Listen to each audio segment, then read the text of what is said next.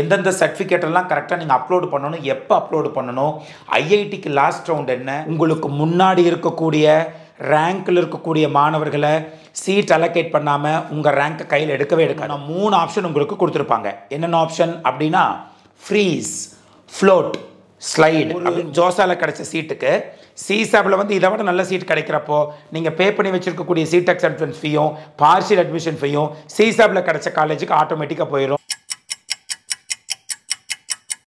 Ashwan, career guidance expert, JoSAA counselling, joint seat allocation authority, JEE mains advanced எழுதி கையில் ரேங்க்கை வச்சுக்கிட்டு IIT என்ஐடிக்குள்ளே சீட்டை select பண்ணுறதுக்கான கவுன்சிலிங் ப்ராசஸ் தான் இந்த ஜோசா கவுன்சிலிங் ப்ராசஸ். இதற்கான ஷெட்யூலை ரிலீஸ் பண்ணியிருக்கிறாங்க. இந்த வீடியோவில் சின்ன சின்ன விஷயங்களாக இந்த ஜோசா கவுன்சிலிங் முழுதாக எப்படி நீங்கள் ட்ராவல் பண்ணணும், எந்தெந்த சர்டிஃபிகேட்டெல்லாம் கரெக்டாக நீங்கள் அப்லோடு பண்ணணும், எப்போ அப்லோடு பண்ணணும், ஐஐடிக்கு லாஸ்ட் ரவுண்ட் என்ன, சிசாப் ரவுண்டுக்கு எப்போ நீங்கள் ரெடி ஆகணும், எல்லாத்த பற்றின அக்குவேர் ஆணி வேறையாக அத்தனை டேட்டாவை நம்ம இந்த வீடியோவில் கொடுக்க போகிறோம். மாணவர்கள் என்ன செய்ய வேண்டும் என்றால், முதல்ல josa.nic.in அப்படிங்கிற வெப்சைட்டில் போய் அல்லது கூகுளில் போய் JOSAAன்னு சர்ச் பண்ணினீங்கன்னா இந்த வெப்சைட் உங்களுக்கு வரும். இந்த வெப்சைட் போனதுக்கப்புறம் முதல்ல மாணவர்கள் பண்ண வேண்டியது இந்த இடத்துல நான் தெளிவாக சொல்லிடுறேன். 2 விஷயத்தை கட்டாயமாக மாணவர்கள் பார்க்கணும். ஒன்று, ஜோசா 2024 ஷெட்யூல் இந்த இடத்துல இருக்குது. இன்னொன்று, பிஸ்னஸ் ரூல். இது 2ஐயும் கட்டாயமாக ஒரு வரி விடாமல் நீங்கள் படித்து பார்க்க வேண்டும். பிஸ்னஸ் ரூலும் சரி, ஜோசா 2024 ஷெட்யூல் தான் நம்ம இப்போ எக்ஸ்பிளைன் பண்ண போகிறோம். நிறைய மாணவர்கள் வந்து பிஸ்னஸ் ரூலை படிக்காமையே ஒன்றுமே தெரிய மாட்டேங்குதுன்னு சொல்லுவாங்க. பிஸ்னஸ் ரூல் கட்டாயமாக படித்து பாருங்கள், எல்லாத்தையும் நீங்கள் தெரிஞ்சுக்க முடியும் இதை படித்து பார்க்குறப்போ. ரைட், இப்போது 2024 ஷெட்யூல் என்ன கொடுத்துருக்குறாங்க அப்படிங்கிறத நம்ம இப்போ பார்க்க போகிறோம். அதுக்குள்ளே போனீங்கன்னா இதை கிளிக் பண்ணிங்கிற பட்சத்தில் வந்து ஒரு அழகான ஒரு PDF டாக்குமெண்ட், என்னென்னவெல்லாம் ப்ராசஸ் இருக்குது, அதுக்கு எப்படி மாணவர்கள் ரெடி ஆகணும் அப்படிங்கிறத பற்றி தெளிவாக கொடுத்துருப்பாங்க. ஸோ இப்போ நம்ம பார்க்க போகிறோம். இங்கே பாருங்கள், ஷெட்யூல் ஆஃப் ஈவெண்ட்ஸ் 2024. அதாவது சண்டே 9ஆம் தேதி ஜூன் காலை 10 மணிக்கு அட்வான்ஸ்டு ரிசல்ட் வந்துடும். எப்போவுமே அட்வான்ஸ்டு ரிசல்ட் வந்த அடுத்த நாள் ஜோசா கவுன்சிலிங் ஸ்டார்ட் ஆயிரும். அது எப்பவுமே அது ஒரு ரூல் ஆக்சுவலாக. அதனால் மண்டே 10th ஜூன் ஈவினிங் 5 மணிக்கு ஜோசாவுக்கான ரெஜிஸ்ட்ரேஷன் ஸ்டார்ட் ஆயிரும். ரெஜிஸ்ட்ரேஷனோட சேர்ந்து சாய்ஸ் ஃபில்லிங்கையும் மாணவர்கள் செய்து கொள்ளலாம் அப்படின்னு சொல்லியிருக்கிறாங்க. அது மட்டும் இல்லாமல் ஜேஇஇ அட்வான்ஸ்டில் யாரெல்லாம் குவாலிஃபை ஆகியிருக்கிறாங்களோ, யாராச்சும் அதில் ஆர்கிடெக்சர் படிப்பை ஐஐடி கரக்பூர்லேயும் ரூர்க்கிலையும் படிக்கணும்னு விருப்பப்பட்டால் ஆர்கிடெக்சர் ஆப்டிடியூடு டெஸ்ட்டுக்கான அந்த ரெஜிஸ்ட்ரேஷனையும் வந்து மாணவர்கள் செய்யலாம் அப்படின்னு சொல்லியிருக்கிறாங்க. அப்போது ஜோசா கவுன்சிலிங்கான ரெஜிஸ்ட்ரேஷன் எப்போ ஸ்டார்ட் ஆகும்னா 10 ஜூன் திங்கட்கிழமை அன்னைக்கு ஈவினிங் 5 மணிக்கு ஸ்டார்ட் ஆகும். ஸ்டார்ட் பண்ணி நீங்கள் கேண்டிடேட் ரெஜிஸ்ட்ரேஷன் அப்படிங்கிறது ஒரு பெரிய கஷ்டமெல்லாம் ஒன்றும் கிடையாது. NTA வெப்சைட்டில் ஜேஇஇ மெயின்ஸுக்கு ஒரு யூசர் ஐடியும் பாஸ்வேர்டையும் கொடுத்துருப்பீங்க இல்லையா, அந்த யூசர் ஐடி பாஸ்வேர்டு க்ரெடென்ஷியல்ஸை அப்படியே நீங்கள் ஜோசாவுக்கான யூசர் ஐடி பாஸ்வேர்டை நீங்கள் யூஸ் பண்ணிக்கலாம். இதுக்குன்னு சொல்லி புதுசாக நீங்கள் எந்த யூசர் ஐடி பாஸ்வேர்டையும் க்ரியேட் பண்ண வேண்டிய அவசியம் இல்லை அப்படிங்கிறதையும் நீங்கள் தெரிஞ்சுக்கலாம். ஸோ ஒன்ஸ் நீங்கள் கேண்டிடேட் ரெஜிஸ்ட்ரேஷனுக்குள்ளே போனதுக்கப்புறம் என்ன பண்ணுவாங்கன்னா, உங்களுடைய 12th மார்க் ஷீட்டை கேட்பாங்க. அந்த 12th மார்க் ஷீட் வந்து டிஜிலாக்கருக்குள்ளே இருக்கக்கூடிய மார்க் ஷீட்டையே டவுன்லோடு பண்ணி அப்படியே நீங்கள் கொடுத்துடலாம். சார், ஒரிஜினல் மார்க் ஷீட் எங்களுக்கு இன்னும் கொடுக்கல அப்படிங்கிற இந்த ஒரு பாயிண்ட் ஆஃப் வியூக்கு எந்த ஒரு சந்தேகமும் வேண்டாம். ஸோ டிஜிலாக்கரில் போய் எடுத்து நீங்கள் 12th சர்டிஃபிகேட்டை போட்டுடலாம். ஸோ அதை வந்து போட்டு முடித்ததுக்கப்புறம் கேண்டிடேட் ரெஜிஸ்ட்ரேஷன் முடிஞ்சதுக்கப்புறம் சாய்ஸ் ஃபில்லிங் ஓப்பன் ஆகும். சாய்ஸ் ஃபில்லிங் வந்து நீங்கள் ரொம்ப தெளிவாக பண்ணணும்.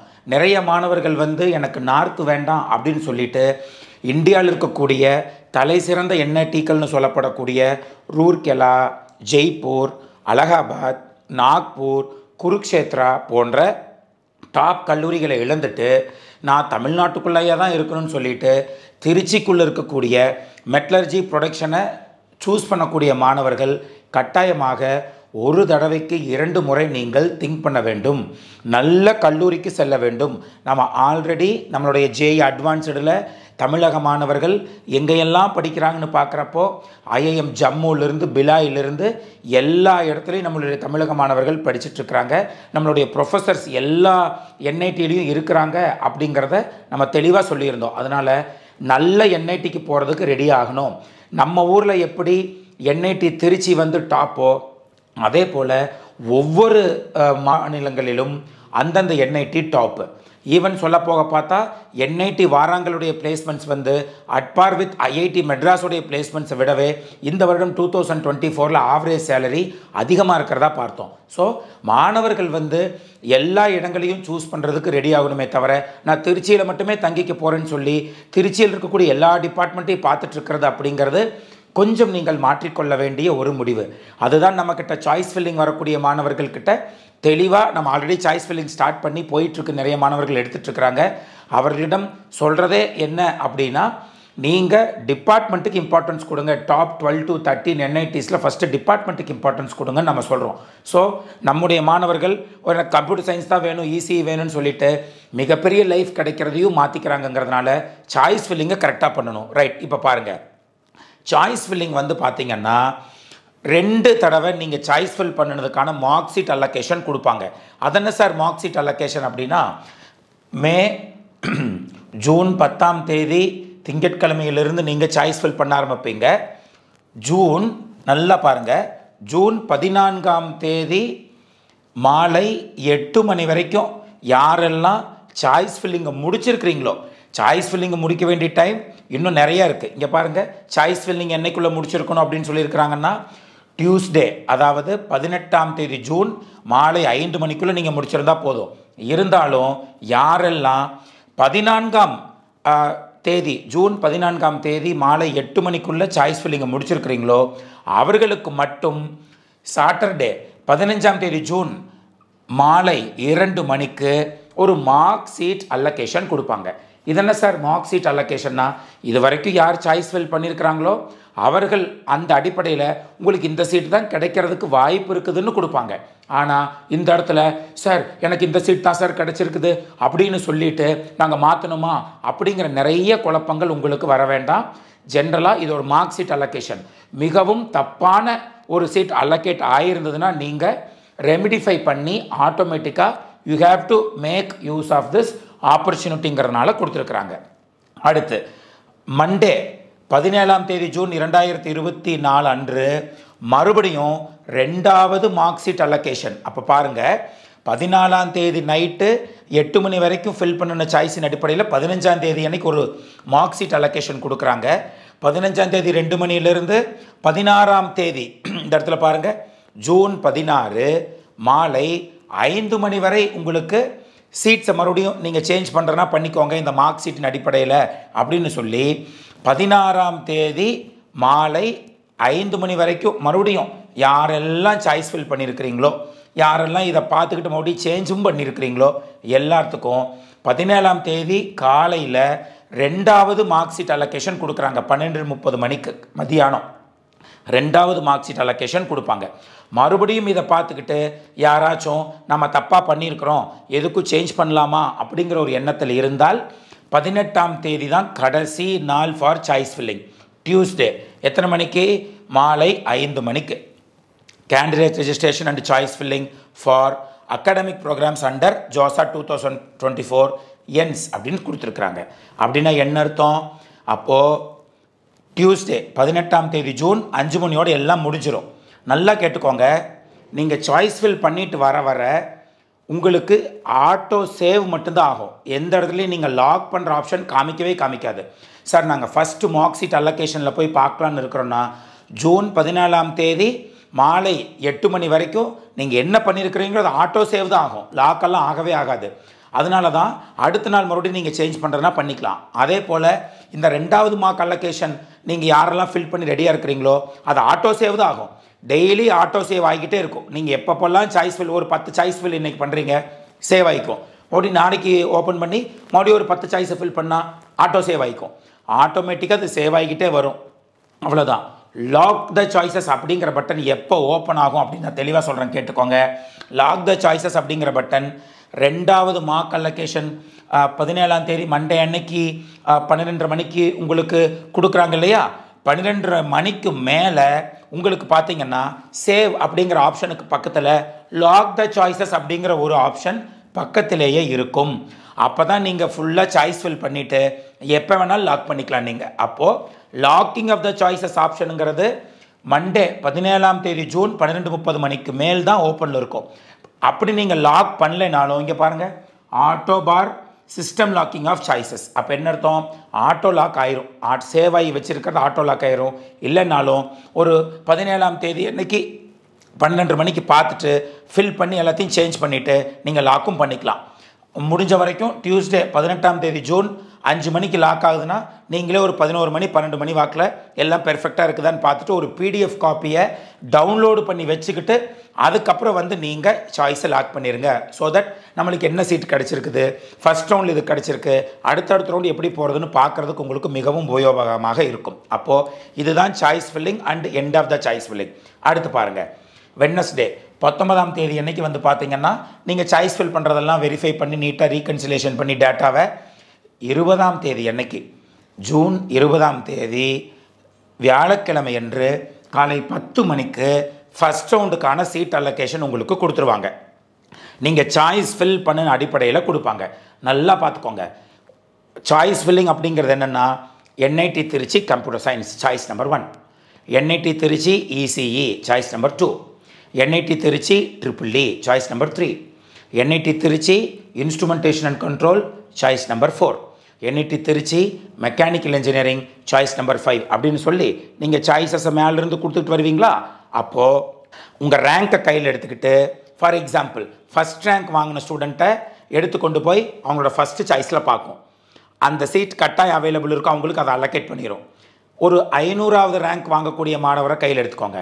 அதை எடுத்துக்கிட்டு போய் அவங்க போட்ட ஃபஸ்ட் சாய்ஸ் NIT திருச்சியை பார்க்கும். சீட் அவைலபிள் இல்லையா?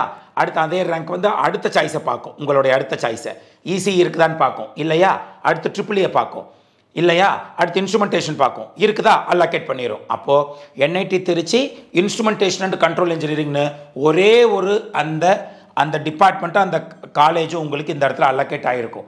சில பேர் கேட்குறாங்க, சார் எடுத்தோடனே யாரும் இன்ஸ்ட்ருமெண்டேஷன் கண்ட்ரோல் கொடுக்க மாட்டாங்க, நான் வந்து என்னோடய ரேங்க் 1000 தான், நான் ஃபஸ்ட்டு சாய்ஸாக இன்ஸ்ட்ருமெண்டேஷன் அண்ட் கண்ட்ரோல் இன்ஜினியரிங்கை கொடுத்துட்டா முதல்ல எனக்கு தான் சார் அதை அலோகேட் பண்ணும்னா அப்படியெல்லாம் அலோகேட் பண்ணாது. உங்களுக்கு முன்னாடி இருக்கக்கூடிய ரேங்க்கில் இருக்கக்கூடிய மாணவர்களை சீட் அலோகேட் பண்ணாமல் உங்கள் ரேங்க்கை கையில் எடுக்காது. ஃபார் எக்ஸாம்பிள் ஃபஸ்ட் ரேங்க் இருக்கக்கூடிய மாணவர் எத்தனை சாய்ஸை ஃபில் பண்ணியிருக்கிறாரோ அத்தனை சாய்ஸையும் பார்த்துட்டு அவருக்கு சீட் அலோகேட் பண்ணி முடிச்சதுக்கப்புறம் தான் 2வது ரேங்க் வாங்கின ஸ்டூடெண்ட்டை அந்த சிஸ்டம் கையில் எடுக்கும். அதே போல் 1000வது ரேங்க் வாங்கின ஸ்டூடெண்ட்டுக்கான சாய்ஸ் ஃபில்லிங்கை ஃபுல்லாக மேலேருந்து கீழே வரைக்கும் அத்தனை சாய்ஸையும் பார்க்கும். அவர் இன்ஸ்ட்ருமெண்டேஷன் கண்ட்ரோல் போட்டிருப்பார், மெக்கானிக்கல் போட்டிருப்பார், எல்லாம் போட்டிருப்பார். மேலேருந்து கீழே வரைக்கும் ஃபுல்லாக பார்த்ததுக்கு அப்புறம் தான் 1001வது ரேங்க் இருக்கக்கூடிய மாணவனை கையிலே எடுக்கும். நீங்கள் முன்னாடி போட்டிருந்தா ஃபஸ்ட்டே கொடுத்துருவாங்க அப்படிங்கிறதெல்லாம் கிடையாது. உங்களுக்கு முன்னாடி ரேங்க் எடுத்திருக்கக்கூடிய மாணவர்களுடைய அத்தனை சாய்ஸையும் பார்த்துட்டு அவங்களுக்கு சீட் அலோகேட் பண்ணிட்டு தான் உங்களுக்கு சீட் அலோகேட் பண்ணும் அப்படிங்கிறதையும் மறந்துடாதீங்க. அதே போல் இந்த சாய்ஸ் அலோகேஷனை பொறுத்த வரைக்கும் நிறைய கம்யூனிட்டி இருக்குல்ல. ஓசிங்கிறது ஓப்பன் காம்படிஷன். நிறைய பேர் என்ன நினைக்கிறீங்கன்னா ஓசினா ஃபார்வர்டு கம்யூனிட்டிக்குன்னு நினச்சிக்கிறீங்க. கிடையாது. ஓப்பன் காம்படிஷன் ஃபஸ்ட்டு யாராக இருந்தாலும் அதில் அலோகேட் பண்ணி முடித்ததுக்கு பிறகு தான் கம்யூனிட்டி ரிசர்வேஷனுக்குள்ளே போகும். அப்போது சார் எனக்கு ஓசியில் அலோகேட் ஆகிடுச்சு சார், நான் ஓபிசியில் அலோகேட் பண்ணியிருந்தால் இன்னும் நல்ல சீட்டு கிடச்சிருக்குன்னா நீங்கள் மேலே போட்டிருக்கிற சாய்ஸில் ஓசியும் பார்த்துட்டு ஓபிசியும் பார்த்துட்டு அது இல்லைங்கிறதுனால தான் அடுத்த சாய்ஸில் ஓசி அது பார்த்துருக்குங்கிறத தெளிவாக புரிஞ்சுக்கோங்க. ரைட்? அப்போது நீங்கள் அலோகேஷனை பொறுத்த வரைக்கும் அழகாக நீங்கள் இதை புரிஞ்சுக்கலான்னு நான் நினைக்கிறேன். உங்களுக்கான விஷயத்தை கொடுத்துருக்குறோம். நெக்ஸ்ட்டு வந்து பார்த்தீங்கன்னா இந்த இடத்துல தர்ஸ்டே 20ஆம் தேதி உங்களுக்கு காலை 10 மணிக்கு சீட் அலோகேஷன் ஃபஸ்ட் ரவுண்ட் ஆனதுக்கப்புறம் உங்களுக்கு 20ஆம் தேதி 21, 22, 23, 24 5 நாள் உங்களுக்கு டைம் கொடுப்பாங்க. எதுக்கு சார் கரெக்டாக சொல்கிறோம்னா 4.5 நாள் உங்களுக்கு டைம் கொடுப்பாங்க. நல்லா பாருங்கள், ஆன்லைன் ரிப்போர்ட்டிங் தான், நேர்லாம் போக வேண்டியதில்லை. அப்போது ஃபஸ்ட்டு என்ன பண்ணணும்னா சீட் அலோகேட் ஆனதுக்கப்புறம் ஃபீ பேமெண்ட் பண்ணணும். அது என்ன சார் ஃபீ பேமெண்ட் அப்படின்னா இங்கே பாருங்கள், இந்த இடத்துல pre payment of JoSAA seat acceptance fee அப்படின்னு இந்த இடத்துல கொடுத்துருக்குறாங்க. இது இந்த வருஷம் புதுசு. ஜென்ரல் என்னென்னா ஜோசாவில் ஒரு சீட் உங்களுக்கு அல்லோகேட் ஆயிடுச்சு அப்படிங்கிற பட்சத்தில் நீங்கள் ஃபீ பேமெண்ட் பண்ணணும். என்ன பேமெண்ட் பண்ணணும்னா சீட்டை நான் அக்செப்ட் பண்ணிக்கிறேன், நான் இந்த சீட்டை வச்சுக்கிறேன். ஃபஸ்ட்டு நீங்கள் சீட் அக்செப்ட் பண்ணிடணும். எனக்கு பிடிக்காத சீட் வந்திருக்குது சார், நான் அடுத்த ரவுண்டில் போய் பார்க்குறேன்னா கட்டாயம் அந்த ரவுண்டோடு நீங்கள் வெளியே போயிடுவீங்க. ஃபஸ்ட்டு நீங்கள் சாய்ஸ் ஃபில்லிங் கொடுத்த அடிப்படையில் தானே உங்களுக்கு சாய்ஸ் அந்த சீட் அல்லோகேட் பண்ணியிருக்கிறாங்க. அப்படி எனக்கு பிடிச்ச சீட் இல்லைன்னு எப்படி சொல்லுவீங்க? ஸோ உங்களுக்கு ஃபஸ்ட்டு உங்கள் ரேங்க்குக்கு அல்லோகேட் பண்ணின சீட்டை ஃபஸ்ட்டு நீங்கள் கையில் எடுத்துக்கணும். இது வந்து நம்பர் 1. எடுத்ததா பத்தாது, எடுத்து முடிச்சுட்டு இதை நான் வச்சுக்கிறேங்கிறதுக்காக என்ன பண்ணணும் அப்படின்னா இந்த இடத்துல ஃபீ பேமெண்ட் பண்ண வேண்டும். சீட் அக்செப்டன்ஸ் ஃபீன்னு சொல்லுவாங்க. இந்த சீட் அக்செப்டன்ஸ் ஃபீ வந்து 35,000 ரூபாய் பே பண்ணணும். நீங்கள் சாய்ஸ் ஃபில் பண்ணுறப்ப கூட இந்த வருஷம் பண்ணிக்கலான்னு சொல்லிடுறாங்க. நிறைய பேர் அதை மறந்துடுறாங்க, ஏமாந்துடுறாங்கிறதுக்காக இப்போவே நீங்கள் 35,000 பண்ணி வச்சுக்கோங்கன்னு சொல்கிறாங்க. இருந்தாலும் நம்ம ஃபஸ்ட் ரவுண்டு இந்த 94, 93 இருக்கிறவங்கெல்லாம் சீட் கிடைக்குமா கிடைக்காதான்னு தெரியாதவங்கெல்லாம் 35,000 நீங்கள் இப்போவே கட்ட வேண்டாம். கட்டாய சீட் கிடைக்குன்னு தெரிஞ்சவங்க 35,000 இப்போவே கட்டி வச்சிடலாம். இருந்தாலும் ஃபஸ்ட் ரவுண்டு முடிஞ்சதுக்கப்புறம் 35,000 ரூபாயை நீங்கள் சீட் அக்செப்டன்ஸ் ஃபீயாக பே பண்ண வேண்டும். யார்? எஸ்சி, எஸ்டி, பிடபிள்யூடி மாணவர்களை தவிர்த்து மற்ற அனைவரும் 35,000 கட்டணும். அந்த மாணவர்கள் எஸ்சி, எஸ்டி மாணவர்கள் 15,000 ரூபாயை கட்ட வேண்டும் அப்படிங்கிறது இந்த இடத்துல தெளிவாக தெரிஞ்சுக்கோங்க. கட்டுனா பத்தாது, டாக்குமெண்ட்டை அப்லோட் பண்ண சொல்லுவாங்க. என்னென்ன டாக்குமெண்ட் அப்படின்னா ஒரு 12th மார்க் ஷீட்டு, உங்களுடைய கம்யூனிட்டி சர்டிஃபிகேட்டு, அதே போல் ஸ்டேட் ஆஃப் எலிஜிபிலிட்டி சர்டிஃபிகேட்டு, இதையெல்லாம் அப்லோட் பண்ண சொல்லுவாங்க. எந்தெந்த சர்டிஃபிகேட் நீங்கள் ரெடியாக வச்சுருக்கணுங்கிற வீடியோ இம்மீடியட்டாக அடுத்து வரப்போகுது. மாணவர்கள் அதையும் நீங்கள் தெளிவாக தெரிஞ்சுக்கலாம். ரைட்? அப்போது டாக்குமெண்ட் அப்லோடு பண்ணணும். டாக்குமெண்ட் அப்லோடு பண்ணி நல்லா பார்த்துக்கோங்க. For response by the candidate to queries அப்படின்னு இந்த இடத்துல கொடுத்துருக்குறாங்க. அப்படின்னு என்ன அப்படின்னா நீங்கள் ஓபிசி நான் கிரீமி லேயர்னு கொடுத்துருப்பீங்க, சர்டிஃபிகேட்டை உள்ளுக்குள்ளே போட்டிருப்பீங்க.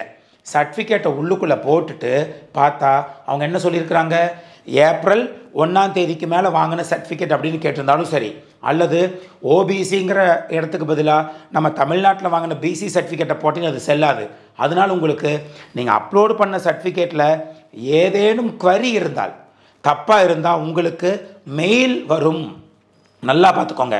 நீங்கள் இமெயில் ஐடியை ஏதாச்சும் query இருக்குதான்னு செக் பண்ணணும். உங்களைய கூப்பிட்டு ஃபோன் பண்ணியெல்லாம் தப்பு இருக்குதுன்னா சொல்ல மாட்டாங்க.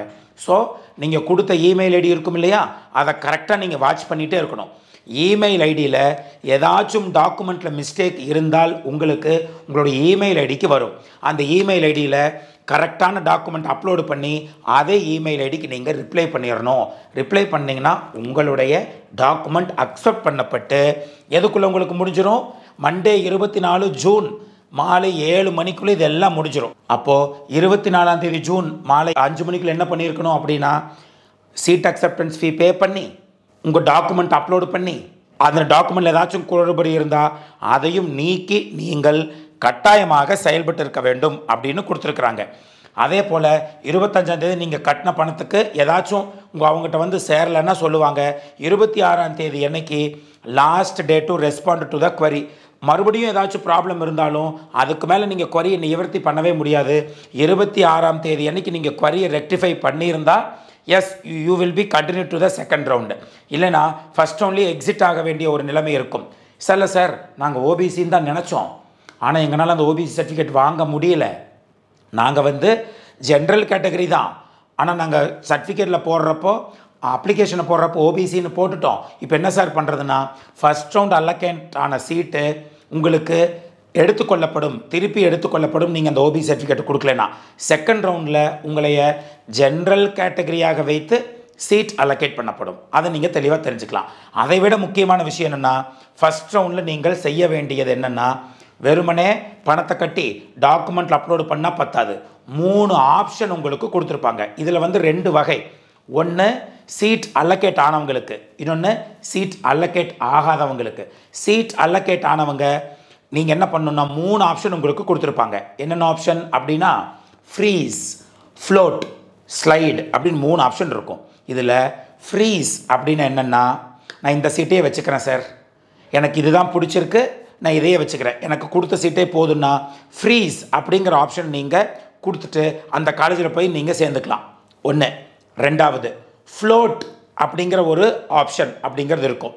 ஃப்ளோட் அப்படிங்கிற ஆப்ஷன் என்னென்னா, எனக்கு நான் சாய்ஸ் ஃபில் பண்ண அடிப்படையில் ஒரு 25வது சாய்ஸை கொடுத்துருக்குறீங்க, நான் இதை வச்சுக்கிறேன். பட் இருந்தாலும் செகண்ட் ரவுண்டில் யாராச்சும் ஃபஸ்ட் ரவுண்டில் சீட் எடுத்த வேண்டான்னு சொன்னால் அந்த சீட் வேக்கண்ட்டாக வந்ததுன்னா, நான் சாய்ஸ் ஃபில் பண்ணதில் அந்த சீட் இருந்ததுன்னா எனக்கு கொடுங்களேன் அப்படின்னு சொல்லி கேட்குறதுக்கு பேர் ஃப்ளோட். அப்போ என்ன அர்த்தம்னா, இதை நான் வச்சுக்கிறேன், இதுக்கு மேலே ஃபில் பண்ணின சாய்ஸில் எந்த சாய்ஸில் வேக்கண்ட் ஆனாலும் எனக்கு செகண்ட் ரவுண்டில் கொடுங்க அல்லது அடுத்த ரவுண்டில் கொடுங்கன்னு கேட்குறதுக்கு பேர் ஃப்ளோட். எந்த சாய்ஸாக இருந்தாலும் சரி, irrespective ஆஃப் எனி காலேஜ். மூணாவது, ஸ்லைடு. அதுவும் என்னென்னா, இந்த சீட் நான் வச்சுக்கிறேன், நான் தெரியாமல் சார் எனக்கு என்ஐடி திருச்சியில் தான் சீட்டு வேணும், எனக்கு இது என்ஐடி திருச்சியில் இப்போ மெட்டலர்ஜி அல்லக்கேட் ஆயிடுச்சு, ஆனால் நான் மேலே நிறைய காலேஜை போட்டு விட்ருக்கேன், திருச்சி, வாரங்கல், IIIT நிறையா போட்டிருக்கேன், ஆனால் இப்போ எனக்கு என்ன தோணுதுன்னா என்ஐடி திருச்சியிலேயே சீட்டு இருந்தால் பரவாயில்ல நான் நினைக்கிறேன் சார். அப்படின்னா இந்த சீட்டை வச்சுக்கிட்டு இப்போ எந்த காலேஜில் எந்த சீட் கிடச்சிருக்குதோ அதே காலேஜில் மட்டுமே எனக்கு மேலே இருக்கக்கூடிய சாய்ஸ் ஃபில் பண்ணினதில் சீட்டு வேணும்னு நினைக்கிறீங்கன்னா ஸ்லைடு அப்படிங்கிற ஆப்ஷனை நீங்கள் கிளிக் பண்ண வேண்டும். அவ்வளோதான். அப்போ என்ன அர்த்தம், ஃப்ளோட்டுக்கும் ஸ்லைடுக்கு வித்தியாசம்? ஃப்ளோட்னா இந்த சீட்டை வச்சுக்கிறேன், இதுக்கு மேலே சாய்ஸ் ஃபில் பண்ண எந்த சாய்ஸில் சீட் இருந்தாலும் கொடுங்கன்னு கேட்குறதுக்கு பேர் ஃப்ளோட்டு. ஸ்லைடுனா இந்த சாய்ஸ் நான் வச்சுக்கிறேன், இந்த காலேஜில் வச்சுக்கிறேன், இதே காலேஜில் எனக்கு மேலே இருக்கக்கூடிய சீட்டை கொடுங்க நான் ஃபில் பண்ணியிருக்கிறதுன்னு கேட்டால் ஸ்லைடு. இதை தெளிவாக புரிஞ்சுக்கோங்க, கரெக்டாக நீங்கள் ஆட் பண்ணிடணும். ஃபஸ்ட்டு ரவுண்டில் நீங்கள் என்ன சாய்ஸ் ஆப்ட் பண்ணுறீங்களோ, ஃப்ளோட் ஆப்ட் பண்ணிங்கன்னா அடுத்தடுத்த ரவுண்டில் அது ஆட்டோமேட்டிக்காகவே ஃப்ளோட் ஆகிக்கிட்டே போகும். நீங்களே ஃப்ரீஸ்ன்னு கொடுத்து அந்த சீட்டை எடுக்காத வரைக்கும் ஆட்டோ ஃப்ளோட் ஆகிக்கிட்டே போகும். ஒவ்வொரு ரவுண்டுக்கும் ஸ்லைடு கொடுத்தீங்கன்னா ஆட்டோ ஸ்லைடு ஆகிக்கிட்டே போகும். அதனால் ஃபஸ்ட் ரவுண்டில் முடிஞ்ச வரைக்கும் ஃப்ளோட் அப்படிங்கிற ஆப்ஷன் தான் பெர்ஃபெக்டான ஆப்ஷன். ப்ரொவைடட் ஃபஸ்ட்டு சாய்ஸே உங்களுக்கு கிடச்சதுன்னா ஃப்ளோட்டோ ஸ்லைடோ போட முடியாது, பிகாஸ் அதுக்கு மேலே சாய்ஸஸ் இல்லை. அப்போ நீங்கள் ஃப்ரீஸ் கொடுத்து எடுக்கணும். மற்ற அனைத்து மாணவர்களும் இதை வைத்துக்கொண்டு மேலே இருக்கக்கூடிய சாய்ஸை எனக்கு கொடுங்கன்னு கட்டாயம் கேட்கணும். 5வது ரவுண்டு முடிய வரைக்கும் மாணவர்கள் கரெக்டாக அவங்க என்ன பண்ணிகிட்டே போகணும்னா ஃப்ளோட்டோ ஸ்லைடோ கொடுத்துட்டு போயிட்டே இருக்கணும். போன வருஷம் 6 ரவுண்டு இருந்தது, போன வருஷத்துக்கு முந்தின வருஷம் வரைக்கும் 7 ரவுண்டு இருந்தது, இந்த வருஷம் 5 ரவுண்டாக மாற்றிட்டாங்க அப்படிங்கிறதையும் தெரிஞ்சுக்கோங்க. ரைட். அப்போது ஃபஸ்ட் ரவுண்டு இப்போ ஒரு ரவுண்டு உங்களுக்கு புரிஞ்சிருக்கும். அப்போ சீட் அல்லோகேட் ஆகும், ஃபீ பே பண்ணணும், டாக்குமெண்ட் அப்லோடு பண்ணணும், டாக்குமெண்ட்டில் மிஸ்டேக் இருந்ததுன்னா மெயில் வரும், மெயில் வந்ததுன்னா மாணவர்கள் அந்த மெயிலுக்கு குவரிக்கு நீங்கள் ரெஸ்பாண்ட் பண்ணணும், ஃபீஸ் பே பண்ணதுக்கான ரெசிப்ட் உங்களுக்கு கொடுப்பாங்க. இதெல்லாம் முடிஞ்சதுக்கப்புறம் செகண்ட் ரவுண்டுக்கான அல்லோகேஷன் 27ஆம் தேதி வருகிறது. அதே மாதிரி தான் டிட்டோ சீட் அல்லோகேஷன் ரவுண்டு 2 வந்ததுக்கப்புறம் ஃபார் எக்ஸாம்பிள் மறுபடியும் என்ன சார் ஆன்லைன் பேமெண்ட் ஒவ்வொரு தடவையும் கொடுத்துருக்குறாங்கன்னா நல்லா கேட்டுக்கோங்க. சீட் ஆல்ரெடி அல்லோகேட் ஆகி ஃபஸ்ட் ரவுண்ட்லேயே எல்லா ப்ராசஸையும் முடிச்சிருக்கிறவங்களுக்கு நோ ப்ராப்ளம் அட்டால். அடுத்த ரவுண்ட் வர்றப்போ ஜஸ்ட் பார்க்குறீங்க என்ன சீட் வந்திருக்குதுன்னு, அதே சீட் வந்திருக்குதா மேலேறி வந்திருக்குதான்னு, அது ஆட்டோமேட்டிக்காக அதுவே ஆட்டோ ஃப்ளோட்னு இருக்கும். அதை செக் பண்ணிக்கோங்க, அடுத்த ரவுண்டுக்கு போங்க, அடுத்த ரவுண்டுக்கு போங்க, போயிட்டே இருக்கலாம். இது மெயினாக செகண்ட் ரவுண்டு மறுபடியும் புதுசாக யாரெல்லாம் பேமெண்ட் பண்ணணும்னா, ஃபஸ்ட் ரவுண்டில் சீட் கிடைக்கல சார், ஆனால் செகண்ட் ரவுண்டில் எனக்கு சீட்டு கிடச்சிருச்சு அப்படின்னு நினைக்கிறவர்கள் இந்த செகண்ட் ரவுண்டில் ஃபீ பே பண்ணி வழக்கம் போல் அந்த ப்ராசஸ் எல்லாம் நீங்கள் முடிச்சுட்டு அடுத்தடுத்த ரவுண்டுக்கு நீங்கள் போய்க்கலாம். அவ்வளோதான். அந்த இடத்துக்கு இந்த இடத்துல உங்களுக்கு இங்கே டைம் கொடுத்துருக்குறாங்க. வழக்கம் போல் 27, 28, 29, 30 1ஆம் தேதி மாலை 5 மணிக்குள்ளே இந்த குவரிஸை முடிக்கிறது எல்லாம் நீங்கள் முடிச்சிடணும் ஆக்சுவலாக. அதுக்கப்புறம் ரவுண்டு 2 முடிகிறப்போ வித்ட்ரால் ஆஃப் த சீட், அதாவது ஃபஸ்ட் ரவுண்டில் நான் சீட் எடுத்துட்டேன் சார், ஆனால் செகண்ட் ரவுண்டுக்குள்ளே பார்க்குறப்போ எனக்கு அந்த சீட்டு வேண்டாம், நான் வேற ஒரு நல்ல காலேஜ் எனக்கு சீட் கிடச்சிருச்சு, நான் வித்ட்ரா பண்ணி, மேக்ஸிமம் யாரும் வித்ட்ரா பண்ண மாட்டாங்க. அப்படி வித்ட்ரா பண்ண வேண்டும் என்றால் பிஸ்னஸ் ரூல்ஸ் அப்படின்னு சொல்லி வெப்சைட்டில் ஜோசா வெப்சைட்லேயே கொடுத்துருப்பாங்க. ஜோசா ஷெடியூலுக்கு கீழே போய் பார்த்தீங்கன்னா அந்த ரைட் ஹேண்ட் சைடு எண்டில் அழகாக கொடுத்துருப்பாங்க. ஆக்சுவலாக நீங்கள் போய் பார்க்குறப்போ பிஸ்னஸ் ரூலை படித்து பாருங்கள். அந்த பிஸ்னஸ் ரூல் டாக்குமெண்ட்டில் அனெக்ஷர் 8ல் உங்களுக்கு இந்த வித்ட்ரால் ஆஃப் த சீட்டுக்கான அந்த அனெக்ஷர் இருக்கும். அந்த டாக்குமெண்ட்டில் அனெக்ஷர் 8ல் போய் பாருங்கள், கடைசியாக இருக்கும். அதை எடுத்து எந்த ரீசனுக்காக வேண்டான்னு சொல்கிறீங்கன்னு உள்ளுக்குள்ளே போட்டு ஸ்கேன் பண்ணி நீங்கள் அந்த டாக்குமெண்ட் அப்லோட் பண்ண சொல்லுவாங்க வித்ட்ராவல் ஆஃப் த சீட்டுக்கு.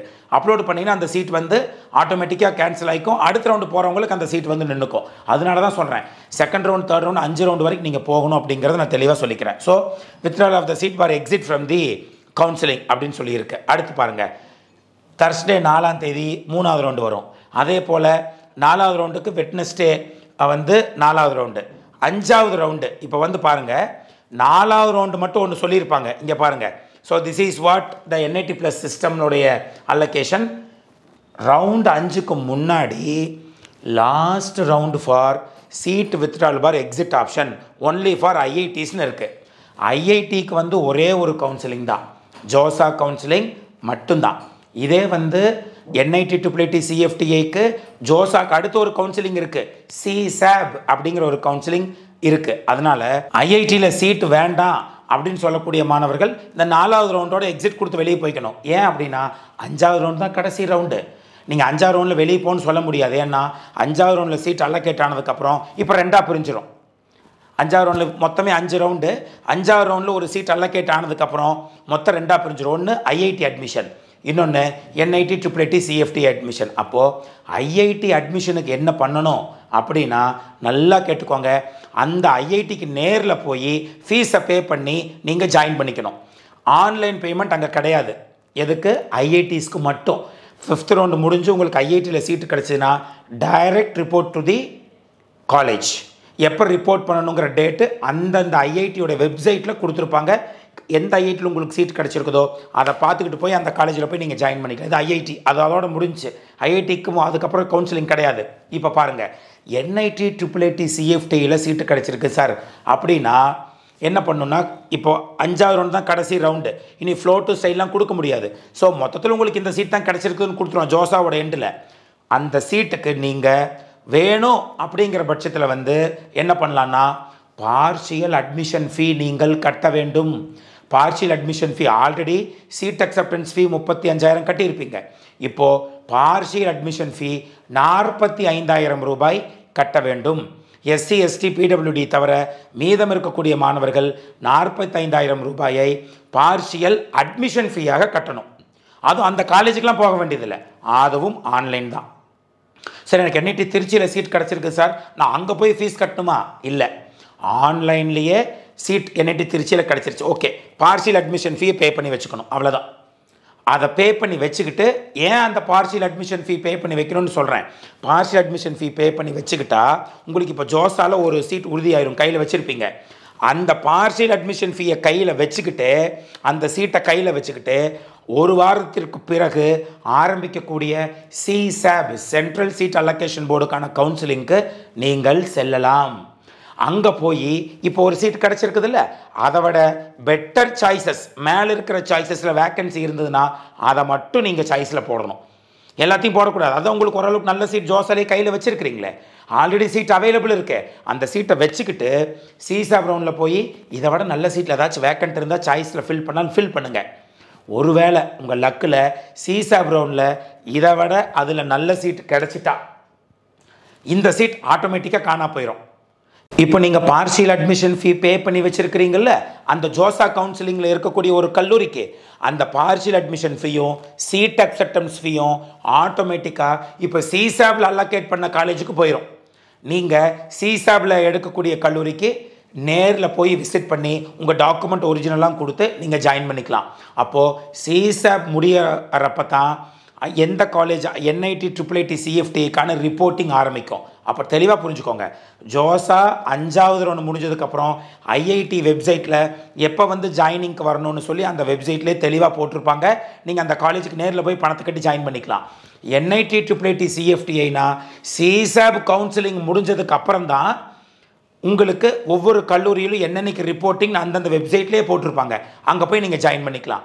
நல்லா தெரிஞ்சுக்கோங்க, ஜோசா கவுன்சிலிங்க்கு முடிகிறப்போ நீங்கள் சீட் அக்செப்டன்ஸ் ஃபீயும் பார்ஷியல் அட்மிஷன் ஃபீயும் பே பண்ணி வச்சுருப்பீங்க. ஒரு ஜோசாவில் கிடைச்ச சீட்டுக்கு CSABல வந்து இதை விட நல்ல சீட் கிடைக்கிறப்போ நீங்கள் பே பண்ணி வச்சுருக்கக்கூடிய சீட் அக்செப்டன்ஸ் ஃபீயும் பார்ஷியல் அட்மிஷன் ஃபீயும் CSABல கிடைச்ச காலேஜுக்கு ஆட்டோமேட்டிக்காக போயிடும். அப்போ நீங்கள் உங்களுக்கு எந்த சீட் ஃபைனலாக கிடச்சிருக்குதோ அந்த காலேஜோட வெப்சைட்டை போய் பார்க்கணும். என்னைக்கு ரிப்போர்ட்டிங்க்கு வர சொல்லியிருக்கிறாங்களோ அன்னைக்கு போய் நீங்கள் அந்த கல்லூரியில் ஜாயின் பண்ணிக்கலாம். இதுதான் வந்து என்டையர் ப்ராசஸ். இது வந்து நீங்கள் தெளிவாக தெரிஞ்சுக்கோங்க. அதே போல் மெயினாக என்னென்ன சர்டிஃபிகேட் உங்களுக்கு வேணும் அப்படிங்கிறத பற்றின அடுத்த வீடியோ நம்மளுடைய சேனலில் வந்துக்கிட்டே இருக்குது. இந்த வீடியோவை வந்து உங்களுடைய ஃப்ரெண்ட்ஸ் எல்லாத்துக்கும் ஷேர் பண்ணுங்கள். போன வருஷத்தை விட இந்த வருஷம் சில சேஞ்சஸ் வந்து கொண்டுட்டு வந்திருக்கிறாங்க. அது மட்டும் இல்லாமல் சாய்ஸ் ஃபில்லிங்கை கரெக்டாக பண்ணுங்கள். ஆல்ரெடி நம்ம சாய்ஸ் ஃபில் பண்ணி மாணவர்களுக்கு கொடுத்துட்ருக்குறோம். ஆல்ரெடி 6 நாள், அதாவது நேற்றுலேருந்து கொடுக்க ஸ்டார்ட் பண்ணியிருக்கிறோம். ஃபஸ்ட்டு 6 days வந்து நமக்கான அந்த ஸ்லாட் எல்லாம் முடிஞ்சிருச்சு. டெய்லி 30லேருந்து 35 மாணவர்களுக்கு நம்ம சாய்ஸ் ஃபில்லிங் கொடுக்குறோம். 5லேருந்து 6 டே முடிஞ்சிருச்சு. உங்களுக்கு சாய்ஸ் ஃபில்லிங் கைடன்ஸ் தேவை என்றால் கட்டாயமாக டெஸ்கிரிப்ஷன் பாக்ஸில் இருக்கக்கூடிய நம்பருக்கு நீங்கள் கால் பண்ணி சாய்ஸ் ஃபில்லிங் கைடன்ஸ் நீங்கள் எடுத்துக்கொள்ளலாம். ஸோ இதை வந்து உங்கள் ஃப்ரெண்ட்ஸ் எல்லாத்துக்கும் இந்த வீடியோ ஷேர் பண்ணுங்கள். அவர்களுக்கு இதை பற்றின புரிதல்கள் தெளிவாக கிடைக்கும் என்று நான் நம்புகிறேன். நெக்ஸ்ட் வீடியோவில் ஜோஸால் என்னென்ன சர்டிஃபிகேட்ஸ் தேவை அப்படிங்கிற வீடியோவோடு உங்களை வந்து நான் சந்திக்கிறேன். சப்ஸ்கிரைப் பண்ணலன்னா சப்ஸ்கிரைப் பண்ணி வச்சுக்கோங்க. கட்டாயம் இது ரொம்ப உங்களுக்கு யூஸ்ஃபுல்லாக இருக்கக்கூடிய ஒரு வீடியோவாக நான் பார்க்குறேன். ஸோ நெக்ஸ்ட் வீடியோவில் சந்திக்கிறேன். Until then by from Ashwin.